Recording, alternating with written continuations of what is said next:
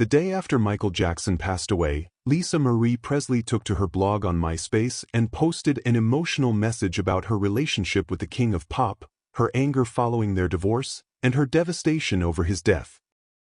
Years ago, Michael and I were having a deep conversation about life in general. I can't recall the exact subject matter, but he may have been questioning me about the circumstances of my father's death. At some point he paused, he stared at me very intensely, and he stated with an almost calm certainty, "I am afraid that I am going to end up like him, the way he did." I promptly tried to deter him from the idea, at which point he just shrugged his shoulders and nodded almost matter of fact as if to let me know. He knew what he knew, and that was kind of that. 14 years later, I am sitting here watching on the news an ambulance leaves the driveway of his home, the big gates, the crowds outside the gates, the coverage, the crowds outside the hospital, the cause of death and what may have led up to it, and the memory of this conversation hit me, as did the unstoppable tears. A predicted ending by him, by loved ones and by me, but what I didn't predict was how much it was going to hurt when it finally happened. The person I failed to help is being transferred right now to the LA County Coroner's office for his autopsy. All of my indifference and detachment that I worked so hard to achieve over the years has just gone into the bowels of hell, and right now I am gutted. I am going to say now what I have never said before because I want the truth out there for once. Our relationship was not a sham, as is being reported in the press. It was an unusual relationship, yes, where two unusual people who did not live or know a normal life found a connection, perhaps with some suspect timing on his part. Nonetheless, I do believe he loved me as much as he could love anyone, and I loved him very much. I wanted to save him. I wanted to save him from the inevitable, which is what has just happened. His family and his loved ones also wanted to save him from this as well, but didn't know how, and this was 14 years ago. We all worried that this would be the outcome then. At that time, in trying to save him, I almost lost myself. He was an incredibly dynamic force and power that was not to be underestimated.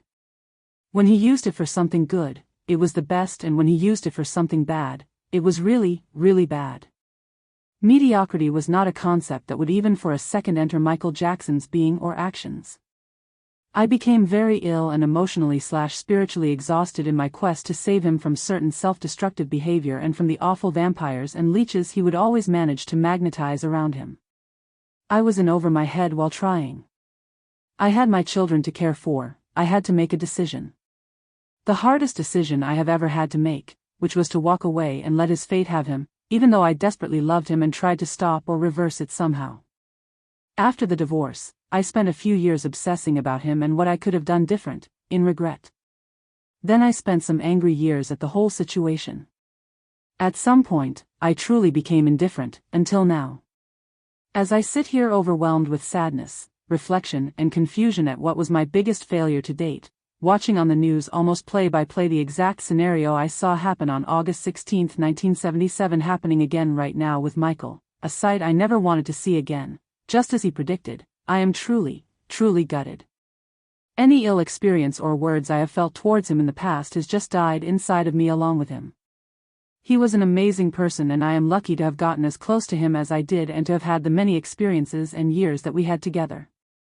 I desperately hope that he can be relieved from his pain, pressure, and turmoil now. He deserves to be free from all of that, and I hope he is in a better place or will be.